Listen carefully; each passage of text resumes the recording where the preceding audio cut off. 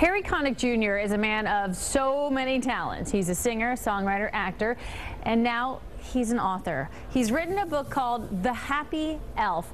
You need something else to do, Harry? Is that you just needed something else, right? Always looking for something else to do. I got to keep busy.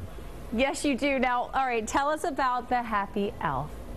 Well, I wrote a song called The Happy Elf on a Christmas CD a few years back, and it seemed like it would translate well into a story, so we went ahead and did an animated TV special and turned it into a children's musical, which we're still working on now. And it just seemed like a natural progression to do a children's book. So I wrote the book and narrated it and included a CD in there with the narration and the song. So I hope, I hope families like it. I think it's really sweet, so I hope people will enjoy it at Christmas time. I'm sure it is sweet. Now, what's the elf's name? Because I love this name. Yubi. Yubi. So what's up with Yubi? Isn't that a great name? It's a great name. Well, I didn't come up with a name. The guy who wrote the animated special did, and I think he was basing it on Yubi Blake, one of the great jazz piano players of years past. So I just fell in love with it. I thought it was a perfect name. And I understand that in this book, Yubi, he just enjoys making toys, but he likes helping, and that sometimes gets him in a little bit of hot water. Well, he's just so enthusiastic about it. I mean, he's always in everybody's business. He wants to be the best, toy-making elf up there at the North Pole, and he finds out about, he gets assigned to the naughty and nice list to see which kids are naughty, which kids are nice, and he finds a whole town of kids that's on the naughty list, and he can't believe it. So he goes down there. He's not supposed to leave the North Pole, and he does, and he gets in a little bit of trouble with Santa.